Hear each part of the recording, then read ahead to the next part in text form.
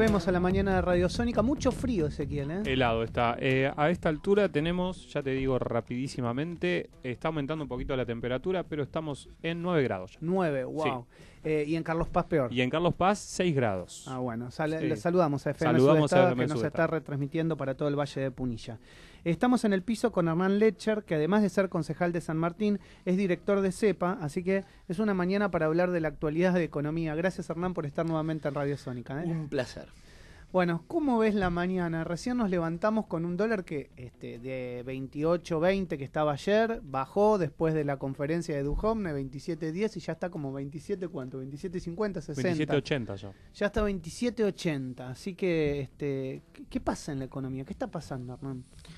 No, a ver, a mí me parece que hay dos cosas. Una cuestión que tiene que ver con el modelo, diría, con el formato, o con razones más bien estructurales vinculadas al dólar, que derivan de la política que implementó el gobierno desde diciembre de 2015, que casualmente se las pidió el fondo en un pedido de allá del 8 de octubre de 2015. ¿Y qué es? Básicamente la desregulación de la cuenta capital. ¿Qué es esto? Bueno, todo lo que tiene que ver con inversiones de tipo golondrina no tiene ningún límite. Vos podés entrar hoy con capitales, invertir en el negocio financiero e irte mañana a la tarde sin ningún problema. Esto no era así, vos tenías una serie de exigencias y restricciones para el ingreso de capitales. Básicamente tenías la obligación de quedarte al menos un año con los capitales en la Argentina. Eso hace que seas tremendamente volátil. Además de eso, liberalizaste todo lo que tiene que ver con básicamente la liquidación de la cosecha. Hoy se puede liquidar cuando se te da la gana. Lo llevaron a 1 año, a 5 años, a 10 años y ahora podés hacerlo. Es casi hasta irónico porque en el silo bolsa los granos duran hasta entre 2 y 3 años a lo sumo, con lo cual llevarlo a más de 10 años es como un sinsentido. No si tiene... liquidar a los 11 años podés claro. formar... Pero bueno, en la exageración de liberalizar, hicieron finalmente eso, con un aditamento, o un agravante diría, que es, en relación a los derechos de exportación a la soja, ¿qué hacen desde el 1 de enero del 18?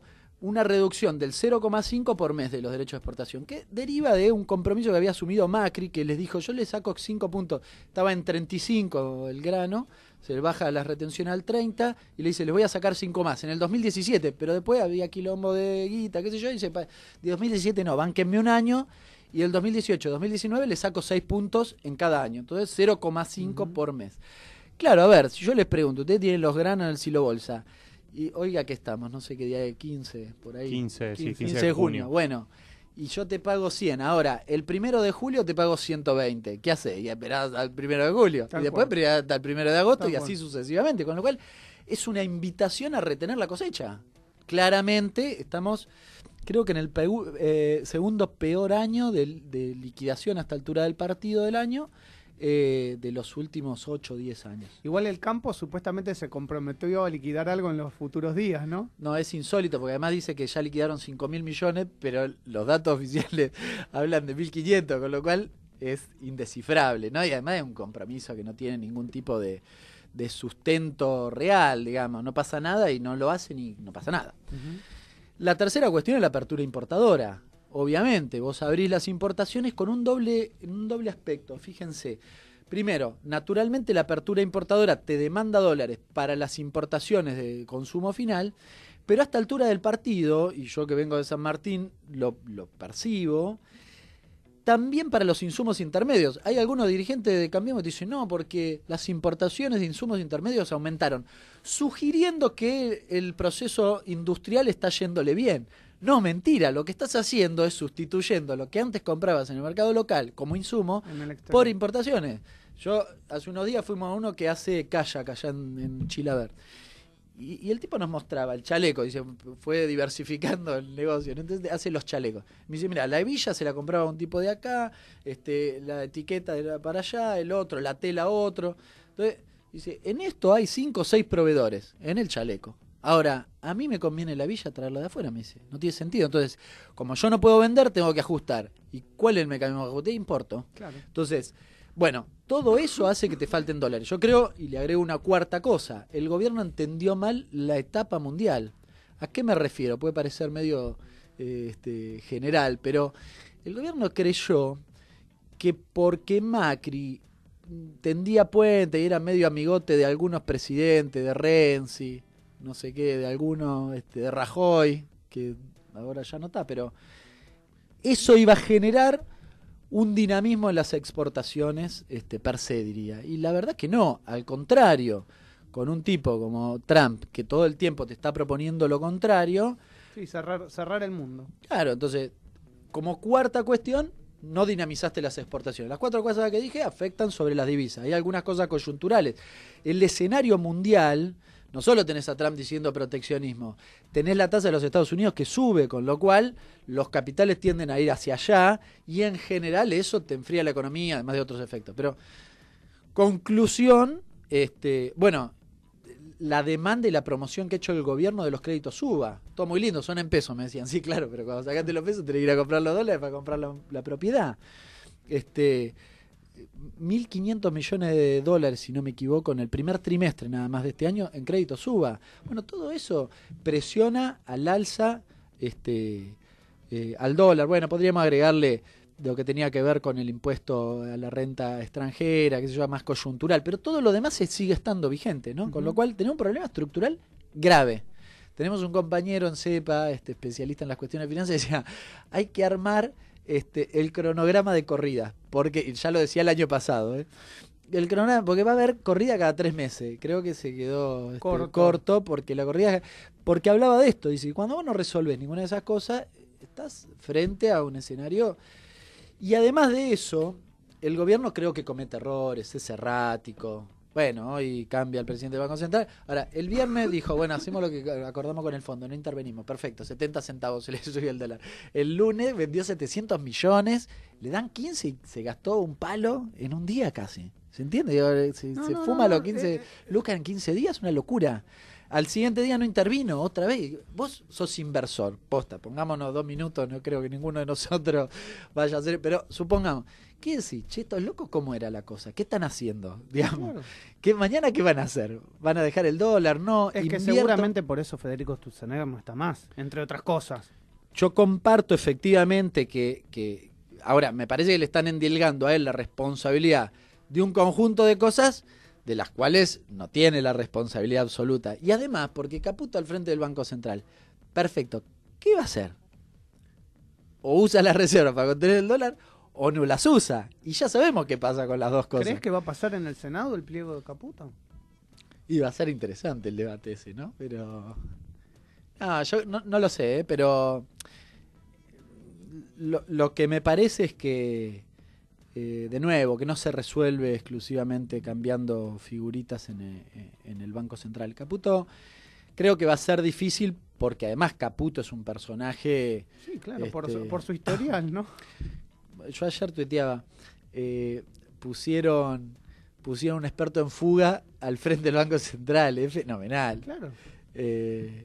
Bueno, y ahí el 2 del Deutsche Bank, así sí, que Cañonero está en confirmado. línea.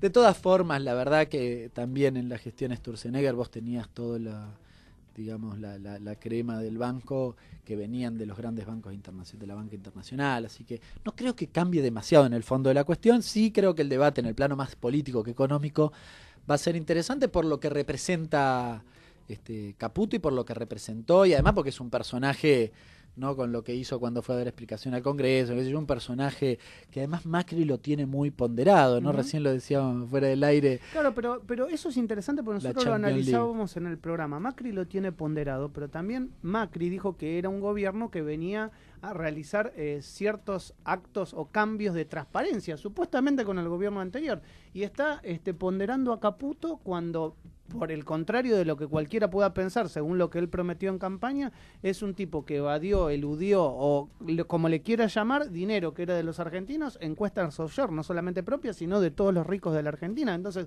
¿dónde está la transparencia? Al menos, no digo que haya un delito ahí, estoy hablando de lo moral, ¿no? De lo éticamente correcto. No, comparto plenamente, pero bueno, en general mi mirada es que el gobierno, frente a esas contradicciones, ha usado una única herramienta, los medios de comunicación afines para ocultar esa cuestión. Ayer pasó una cosa que me la decía un periodista y que tenía razón.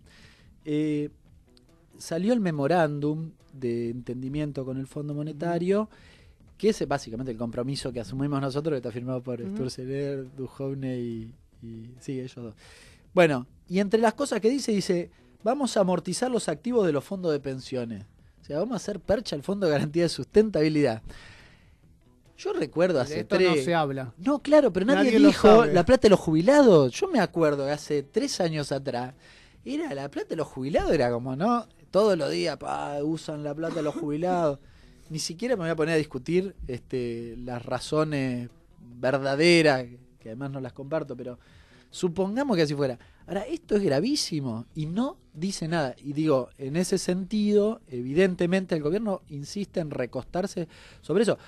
Porque, de nuevo, y está muy bien la ilustración que vos decías, no es que dice, no, Caputo, no, che, muchacho, pongamos otro, porque medio que nos da, digamos, va a contramano lo que nosotros dijimos. No, va y lo pone, y en todo caso se da en paralelo una estrategia para ocultar justamente ese perfil de Caputo, pero no es que piensa en otro, ¿no? Eso es muy claro, muy sintomático además de este gobierno. Ezequiel. Además, te consulto porque también se habla en este acuerdo de entendimiento que se está dando a conocer, que se va a congelar finalmente las vacantes en empleo público por 2 años y, bueno, un eufemismo que se está usando que se eliminarán las posiciones redundantes. Muy bueno. Es buenísimo. Muy bueno. No, yo lo leí y la verdad, no riamos, pero la verdad que es la mejor metáfora. Pero que es una gran ironía lo que está pasando. O sea, es que o realmente la gente no está tomando conciencia de lo que pasa, o está realmente en el día a día y no llega a fin de mes. Bueno, estas son cosas que le pasan por encima y no las puede interpretar, pero es... Sí, yo creo más en el plano político, si se quiere, o social. Yo creo que se va cocinando, ¿no? A veces uno... Y en general uno siempre prefiere tener expectativas positivas, sí, ¿no? Claro, entonces obvio. dice, bueno, no vamos a tratar de creerle.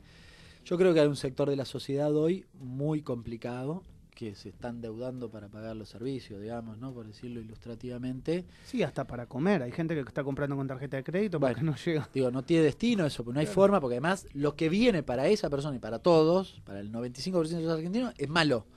Con lo cual, allí a tener un problema gravísimo. Pero además creo que hoy hay un sector importante de la sociedad que tal vez, mira, le afectaba más en términos materiales el aumento de las tarifas, pero es más sensible al dólar.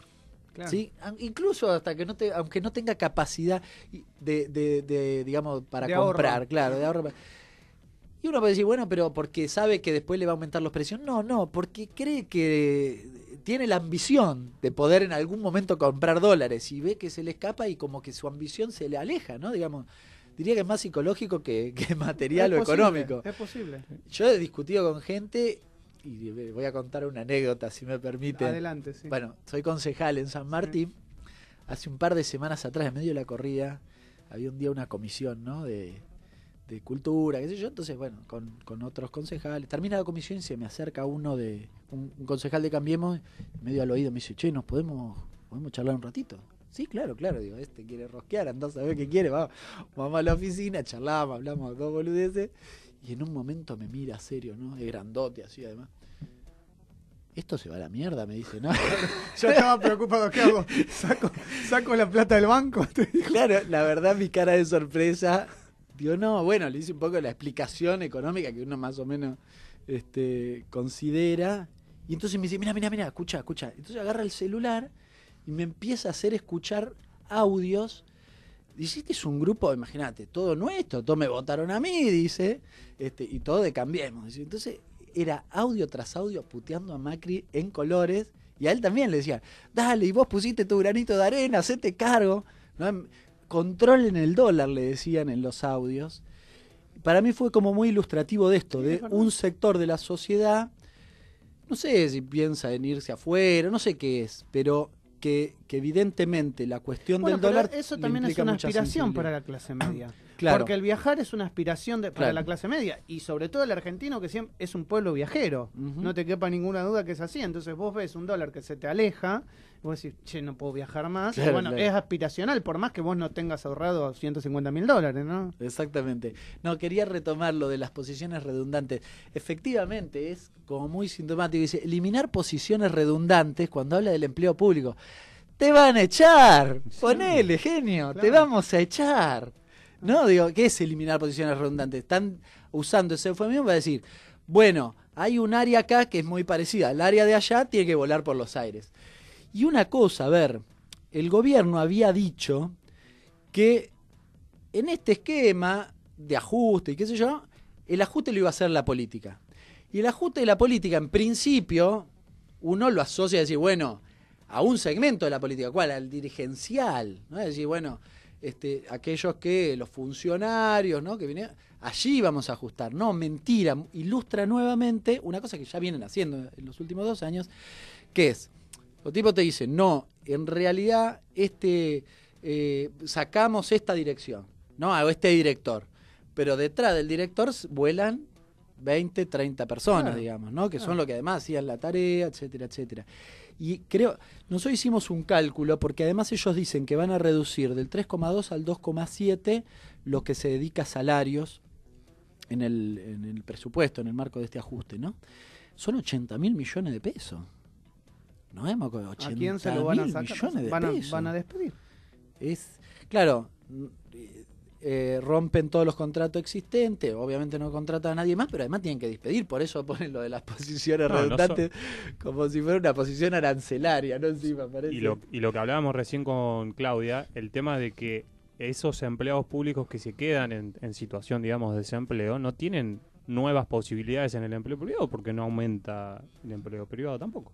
Claro. O sea, se ¿en queda qué en la quedamos? calle. Claro. ¿Qué va a Y hacer además, esa gente? si realizás un emprendimiento propio, no tenés consumo. O sea, ¿qué Claro. emprendimiento propio vas a hacer? Claro. No, el contexto es muy nocivo, digamos. La verdad que en este devenir uno quizás se queda finalmente en la foto de lo que está pasando con el dólar cotidianamente y quizás sobrevuela los efectos concretos, ¿no? Ahora, los efectos concretos son realmente muy graves. No solo en materia inflacionaria, que es la que sufrimos todos cada vez cuando vamos al supermercado, pagamos los servicios, etcétera. Vuelvo, perdónenme, de nuevo a San Martín. Las pymes están cagadas, tienen un problema. ¿Qué es? A ver, vos venías mal. La estructura de costos se les disparó claramente. Totalmente. Lo que vos pensabas a principio de año y además con cierta estabilidad, porque vos veías el presupuesto y decís, bueno, preveo esto, ya está. Claro. Se te fue en 5 meses esa previsión. Es que vos ajustaste en tarifa, ajustaste porque vendés menos, ajustaste porque entraron las importaciones y te comieron parte del consumo, y ajustaste porque el costo de financiamiento es más caro. ¿Qué hacen las pymes? Las pymes cambian cheque. El cambio de cheque está en 50% de la tasa de interés. Pero además tenés otro problema. Hace unos días Vidal anunció ahí una serie de medidas para favorecer a las pymes y al financiamiento de las pymes. Claro, si vos lo lees un poquitito, te das cuenta que lo que están haciendo es reconociendo la situación grave. Porque, ¿cuál es el problema que tiene la pyme hoy? La pyme, el proceso de pago y cobro, se le has tirado los plazos. Entonces, el proveedor más grande, que tiene un poco más de espalda, le dice, no, ¿sabes qué? No te pago a los 30 días, te pago a los 60 o a los 90. Y el tipo dice, pero yo tengo que pagar lo que compré. No sé, fíjate, genio. Entonces, se rompe lo que se llama cadena de pago. Claro. Se rompe, nosotros acabamos de publicar un informe sobre conflictividad y lo que ves, sobre todo en el sector industrial, es eso, muchos conflictos por atraso en el pago. Uh-huh. ¿Atraso en el pago? ¿Qué es? Bueno, es porque el tipo no le puede pagar. Desmitificame si es así, desde el gobierno dicen, esto es, o la consecuencia de lo que estamos viviendo es gran parte por la herencia recibida. Te dicen eso, bueno, ¿por qué no es así? Bueno, en realidad, a ver, primero, el déficit que tenías era menor, el déficit general, porque ¿qué ha hecho este gobierno? Este gobierno ha reducido en parte el déficit primario, pero el déficit general aumenta. ¿Cuál es la diferencia entre uno y otro? Los intereses de deuda. O sea, vos empobreciste a tu sociedad para pagar los intereses. Dicho de manera sencilla es eso. Segundo, la inflación naturalmente era más baja, los salarios en términos de poder adquisitivo eran sensiblemente mayores, tenías mayor empleo, no tenías la crisis en términos externos que tenés hoy, el déficit comercial era sensiblemente menor. Bueno, nada, claramente no tiene nada que ver eso que ellos llaman herencia recibida, que me expliquen por qué era tan mala, digamos. Yo, si agarro un país así, la verdad que ojalá, ¿no? Ahora, la segunda cuestión, y quizás más importante, es que todas las políticas, y esto es lo que desmitifica más la hipótesis, digamos, es que todas sus políticas fueron a contramano de resolver supuestamente esas crisis, ¿no? Digamos, me refiero, por ejemplo, al caso del déficit. ¿Qué hicieron los tipos? Bueno, te quité las retenciones y te aumenta el déficit. Te aumenta el déficit, pero no es muy, ¿no? Hace unos días salió una nota en La Nación mentirosa como pocas. Sí, pero lo gracioso es que, digamos, siempre dicen, si hay que pagarle más a los jubilados, tráiganme propuestas, yo les pago, dice el presidente, pero díganme de dónde sacan la plata. Ahora, cuando bajan las retenciones, no pregunta de dónde saca la plata. Claro. Directamente aumenta el déficit, pero no pregunta de dónde saca la plata. Ahora, si hay que aumentarla a los jubilados, no importa, ahí dígame de dónde la saco. Es que habla a las claras también de una redistribución de la riqueza, es eso. Yo suelo andar con estas cosas, en la radio no se ve, pero es... No, pero lo mostramos a la cámara. Un hermoso cuadro. Ahí tenés una cámara. ¿A dónde va? Ahí. Es un hermoso cuadro de la concentración de las exportaciones de soja. ¿Por qué esto? Porque esto ilustra lo que voy a decir. A ver, cuando los tipos eliminan la retención, reducen, en el caso de la soja, no benefician al conjunto del agro, porque la soja está altamente concentrada. Fíjate, 10 empresas concentran el 85% de las exportaciones. 10 empresas, ahí tienen los nombres.